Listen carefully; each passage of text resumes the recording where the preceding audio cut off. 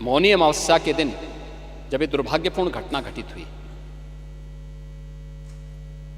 तो उस समय प्रयागराज के अंदर मेला क्षेत्र में ही 5 करोड़ से अधिक श्रद्धालु था। प्रयागराज सिटी पूरी तरह पैक थी। जिस सिटी की क्षमता ही 25 करोड़ जनसंख्या को अपने अंदर समाहित करने की हो, वहां अगर 25 लाख की जनसंख्या को अपने अंदर समाहित करने की हो, अगर वहां 2 करोड़ लोग आएंगे तो थोड़ा सुविधा तो होगी। और ये 2 करोड़ लोग प्रयागराज सिटी और उसके अगल बगल के क्षेत्र में थे। सरकार ने 24 घंटे पहले से इस प्रकार की व्यवस्था भी दी थी।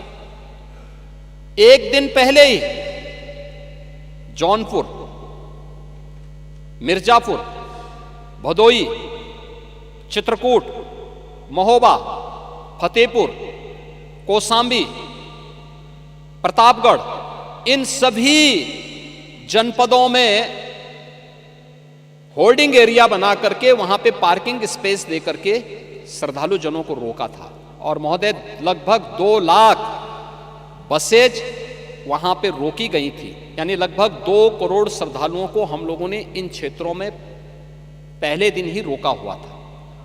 और मैं धन्यवाद दूंगा कि स्थानीय प्रशासन ने भी और स्थानीय जनता ने भी, उत्तर प्रदेश वासियों ने आतिथ्य सेवा का उत्कृष्ट उदाहरण प्रस्तुत किया। इन जनपदों में लगातार 24 घंटे तक, यानी एक दिन पहले 28 जनवरी को 5 करोड़ श्रद्धालुओं ने वहां स्नान किया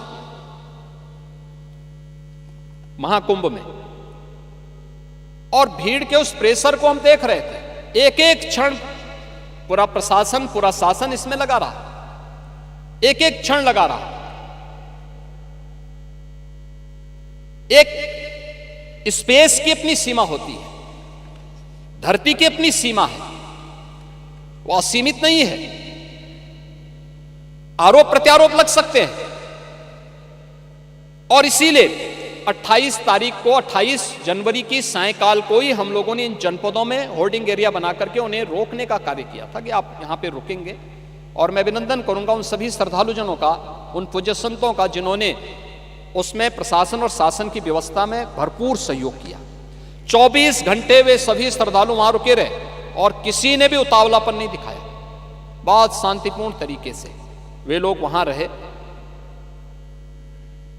29 की रात्रि में दुर्भाग्यपूर्ण घटना घटित होती है और 1:10 से लेकर 1:30 बजे के बीच में घटना घटित होती है, जब संगम नोच के पास अचानक अत्यधिक प्रेशर होने के बाद बैरिकेड्स टूटती हैं और बहुत सारे श्रद्धालु उस एरिया में आते हैं जहां पे एक प्रकार का होल्डिंग एरिया जो था वहां घुस जाते हैं। वहां पहले से बैठे हुए श्रद्धालुओं के ऊपर वे अचानक गिरते हैं और उसके बाद तब ये दुर्भाग्यपूर्ण घटना फिर वहां घटना घटित होती है, जिसमें 30 श्रद्धालु, जिसमें 66 श्रद्धालु उसकी चपेट में आए थे, जिन्हें तत्काल हॉस्पिटल पहुंचाया गया, जिसमें से 30 श्रद्धालु की मौत हुई। 36 श्रद्धालु, जिनमें 36 श्रद्धालु वहां पे स्थानीय मेडिकल कॉलेज में भर्ती किए गए।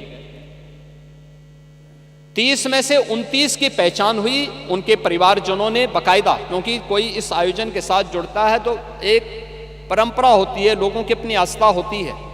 वो लोग ये मानते हैं, वो कहते हैं साहब पोस्टमार्टम मत करिए, घटना घटित हो गई है, हमारे साथ केवल एक हम पंचनामा बनाना चाहते हैं।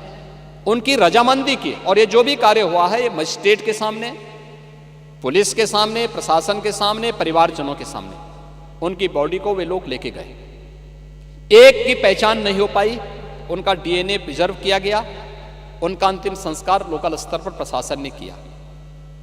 36 श्रद्धालु में से 35 को उनके परिजन लेके चले गए।